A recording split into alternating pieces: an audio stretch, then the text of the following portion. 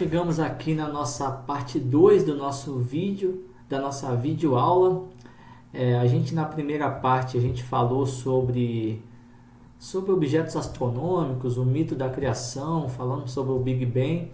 E agora nós vamos dedicar nosso capítulo a falar sobre nosso sistema solar, uma breve introdução para a gente conhecer um pouco sobre esse assunto e conseguir ter material para estudar e ir além aí do nosso conhecimento. Então nós vamos começar aqui falando sobre o nosso sistema solar. Essa aqui embaixo é uma imagem clássica, né, do nosso sistema, tem aqui os 8 planetas, mas é importante a gente saber que existe muita coisa além desses planetas aqui no nosso sistema, né? Existem cinturões de asteroides, existem cometas, vários cometas que passam aí na próxima órbita de vários planetas, né? Existe Plutão, que era considerado um planeta até então, e ele deixou de ser planeta porque, para a gente chamar um objeto astronômico de planeta, ele precisa circular em volta de uma estrela com uma órbita própria. E acontece que a órbita de Plutão, ela se confundia em algum ponto com a órbita de Netuno, né? Ele não tinha uma órbita própria. Por isso que ele foi recategorizado para um planeta anão. E esse aqui seria o limite do nosso sistema solar. Seria aqui embora aqui essa imagem aqui dê a impressão disso, né? Mas isso aqui é um conjunto de asteroides que ficam no limite do nosso sistema solar. Então você tem lá bilhões de asteroides que ficam em torno disso. Esses asteroides, obviamente, eles não brilham, né? Não tem luz própria, mas eles dariam o limite do nosso sistema solar, que é uma região que a gente chama de nuvem de Oort. Então esse limite aqui ele estaria em torno de 4,5 e 9 trilhões de quilômetros de diâmetro. Então obviamente que é um lugar bastante grande, né? Então esse aqui seria o nosso limite, o limite do nosso sistema. Bom, é curioso a gente perceber o seguinte: nosso sistema solar, ele dispõe de 8 planetas. Desses 8 planetas, nós temos 4 planetas que são sólidos e 4 planetas que são gasosos. Os planetas que são sólidos aqui, a Terra é o maior deles. Então é onde a gente tem aqui, dentre esses 4 planetas, é onde a gente tem a maior gravidade. Então, naturalmente, a força gravitacional da Terra, ela consegue manter um satélite circulando em volta, coisa que os outros planetas aqui, Vênus, Mercúrio e Marte, não conseguem. Esses outros 4 planetas são planetas gasosos, que possuem diversas luas, algumas dessas luas, inclusive, com potencial para ter vida. Existe aí estudos sobre isso, né? Então, é uma curiosidade aqui sobre o nosso sistema solar, né? Você ter essa situação de 4 planetas sólidos, 4 planetas... Os planetas gasosos, obviamente, são maiores, os gases ocupam mais espaço, né? Mas a força gravitacional deles é gigantesca, até porque eles são muito grandes, né? São muito maiores do que os 4 primeiros aqui, do que a Terra particularmente. Bom, o que a gente chama de zona de habitabilidade? A vida, como a gente conhece, ela depende muito da água. E como ela depende da água, a gente precisa ter com que esse planeta, ele precisa, para ter vida, né? Ele precisa estar numa região em que a superfície do planeta fique entre 0 e 100 graus. Então a Terra, por exemplo, ela está dentro dessa região. Mercúrio, por exemplo, não está. Mercúrio é muito quente, então a superfície de Mercúrio é muito maior do que 100 graus. Marte, por exemplo, também não está. Marte está mais distante do Sol, então a superfície de Marte está abaixo de 0 graus. Foi descoberto recentemente, né, relativamente de forma recente, 3 planetas que também estariam dentro dessa zona de habitabilidade. Vale a pena lembrar que essa zona ela depende de 2 coisas, basicamente. Da estrela, da quantidade de radiação que essa estrela emite e do tipo de radiação também. E também depende da distância do planeta até essa estrela. Então, você poderia ter um planeta que teria uma zona de habitabilidade com estrela maior, né? A gente sabe que o Sol é uma estrela relativamente pequena. Então a distância do planeta para essa estrela teria que ser maior também. Então são essas duas coisas que precisam ser colocadas, né? Bom, a Lua é o nosso satélite. Existem várias teorias que falam sobre a origem da Lua, como que ela surgiu, inclusive uma delas contadas pelo filho do Charles Darwin, desculpa. Mas a teoria mais aceita seria que você teria um planeta antigamente que estaria disputando a mesma órbita da Terra. Então ele estaria circundando o Sol na mesma órbita da Terra. E em algum momento eles se chocaram. E nesse choque você teve um arrancamento de um pedaço da Terra que, por conta das forças gravitacionais, elas foram se moldando, como a ilustração aqui ela nos dá esse indicativo, né? Eles foram se moldando e formando a Lua. E esse arrancamento do pedaço da Terra, ele não saiu com a força suficiente para ele escapar do abraço gravitacional.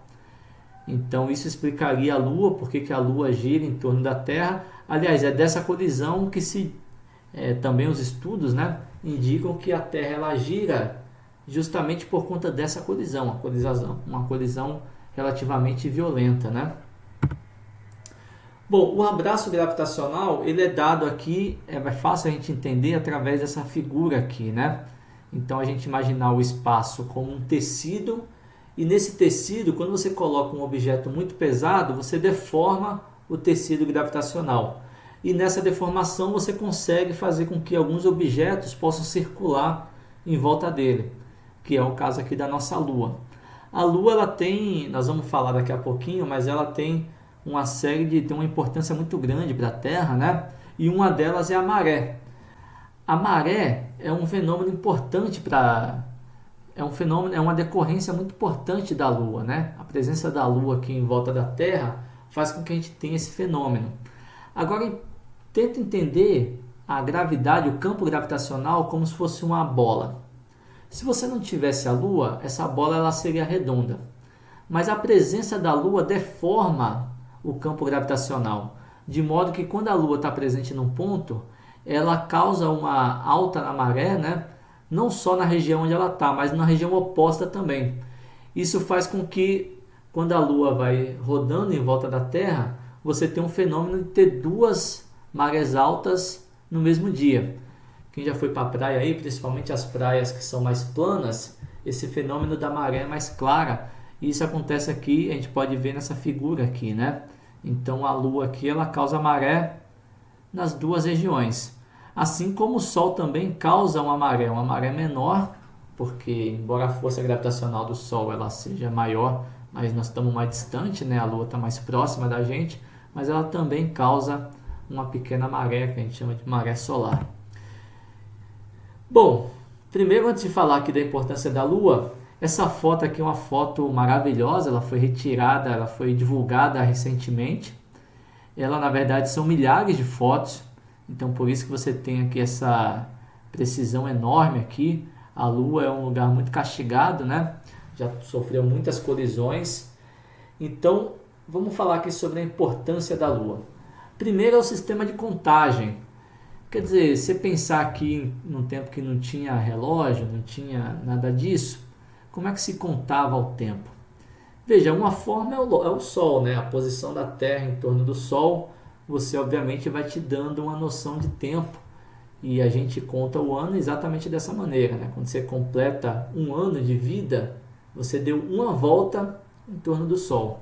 Então você aí que está com seus 20 anos de vida, você já deu 20 voltas em torno do Sol. Agora veja, é uma contagem muito complicada de fazer, né? Porque um ano demora muito tempo.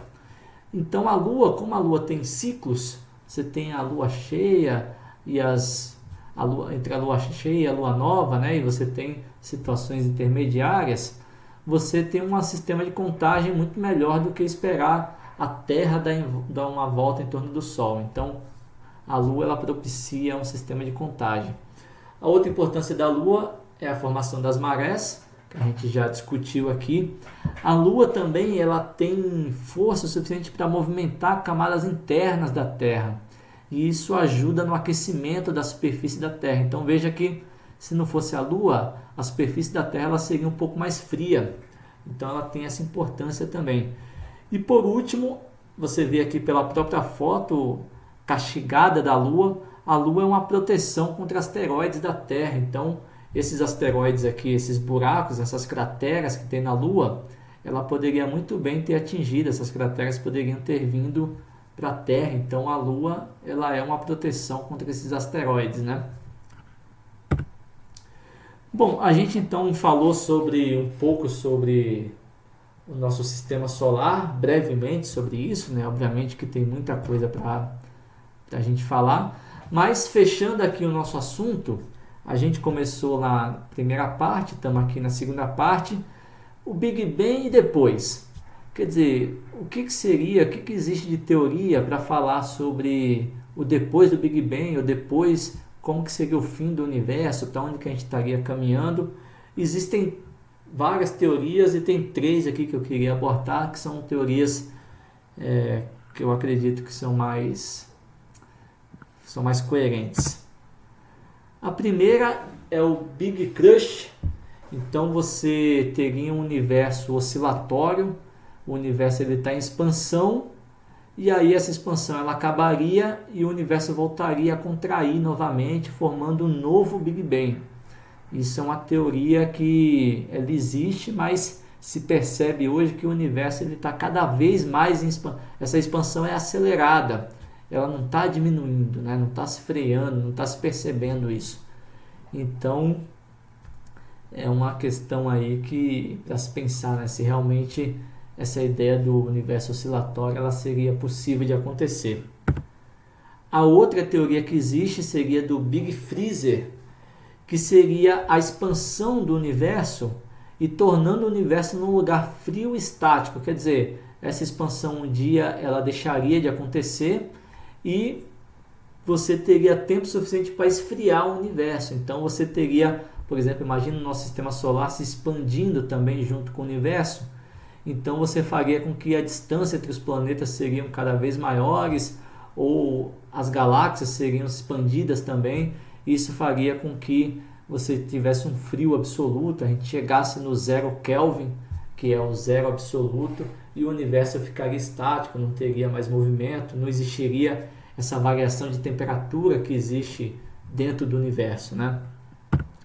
E por último seria o Big Rip, que seria a desintegração da matéria. Quer dizer, o universo ele ia expandindo, ele ia rasgando o tecido espaço-tempo, fazendo com que a matéria desintegrasse e o universo deixasse de existir dessa maneira. Então são as 3 teorias aqui que são colocadas, né, dentro da ciência. Nós ficamos por aqui. Espero aí ter contribuído com você. Espero ter ajudado a introduzir esse assunto, né, e fazer você estudar um pouco mais sobre essas questões. São questões interessantes para a gente estudar, né, compreender, saber para onde que a gente está indo. Mas é isso. Obrigado. Até a próxima.